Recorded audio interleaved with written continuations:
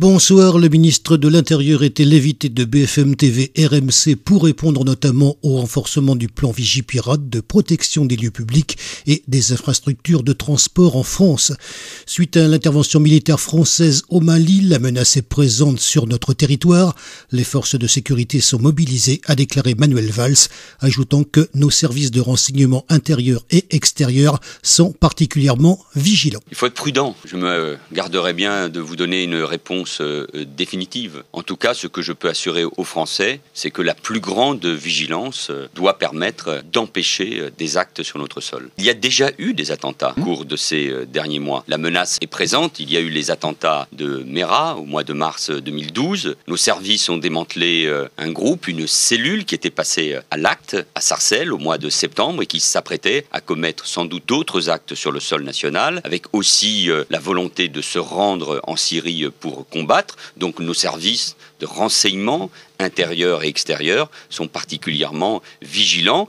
Nous avons adopté au Parlement une loi, la loi antiterroriste, qui permet de poursuivre des Français ou des résidents en France qui commettraient des actes à l'étranger. Et à la tribune du Sénat comme de l'Assemblée nationale, j'ai dit que nous faisions face à une menace, à la fois un ennemi extérieur et un ennemi intérieur. Et donc il faut être particulièrement vigilant. Nous surveillons aussi des individus qui voudraient se rendre en Syrie, en Afghanistan et évidemment au Sahel. Nous surveillons également ceux qui pourraient revenir sur le sol national de ces régions. Ça n'est pas nouveau. Cette menace, elle est permanente. Il faut être vigilant. Il ne faut pas arrêter les gens pour les arrêter. Il faut être respectueux du droit. Mais il faut être extrêmement discret, permettez-moi de vous le dire, et en même temps mobilisé, vigilant pour nous protéger, pour protéger nos compatriotes. On intensifie les contrôles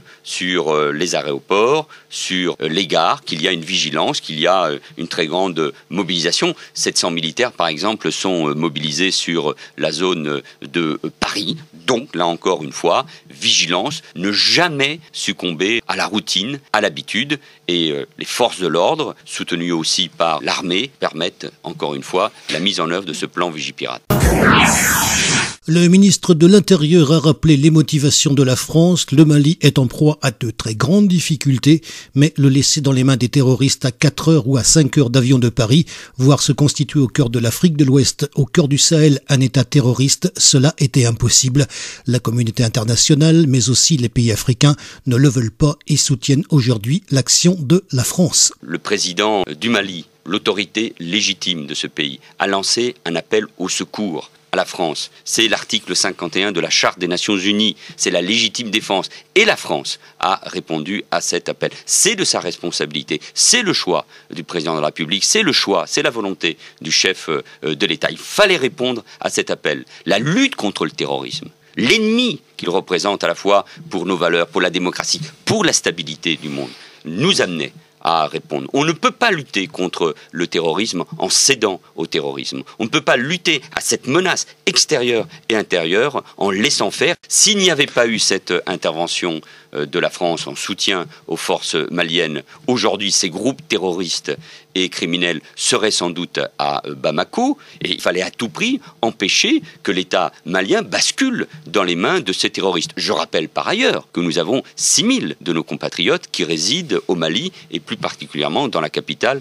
à Bamako. Premier objectif. Le deuxième objectif, c'est permettre au Mali de retrouver son intégrité, sa souveraineté. Le troisième objectif, c'est faire en sorte qu'une force d'interposition africaine puisse se déployer, et je n'en doute pas un seul instant, ça sera fait dans les jours et dans les semaines qui viennent. Oui, le Mali est en proie à de très grandes difficultés, mais le laisser dans les mains des terroristes à 4 heures ou à 5 heures d'avion de Paris, voire se constituer au cœur de l'Afrique de l'Ouest, au cœur du Sahel, un État terroriste, cela était impossible. Et la communauté internationale, mais aussi les pays africains, ne le veulent pas et soutiennent aujourd'hui l'action de la France.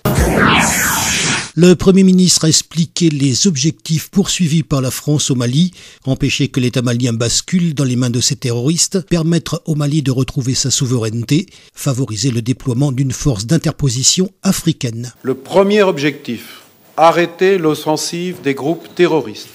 Nous leur avons déjà porté un coup d'arrêt à l'est. Nous portons maintenant notre effort à l'ouest du Mali. Le deuxième objectif, préserver l'existence de l'État malien et lui permettre de recouvrer son intégrité territoriale et sa totale souveraineté. Troisième objectif, préparer le déploiement de la force d'intervention africaine qui a été autorisée le 20 décembre dernier par le Conseil de sécurité des Nations Unies. Le gouvernement est conscient depuis le début des opérations des risques qui pèsent sur nos otages au Sahel. C'est une préoccupation constante et nous sommes en contact permanent avec les familles. Mais ce sont ceux-là même qui détiennent nos otages, qui menaçaient de s'emparer de la totalité du Mali. Ne rien faire et laisser le Mali devenir un sanctuaire pour les groupes terroristes n'aurait pas contribué à la libération de nos otages. Le Premier ministre, le ministre de la Défense et le ministre de l'Intérieur ont reçu les représentants des groupes parlementaires de l'Assemblée nationale et du Sénat. Jean-Marc Ayrault et Jean-Yves Le Drian répondront aux questions des parlementaires. Le gouvernement fera une déclaration à l'Assemblée et au Sénat.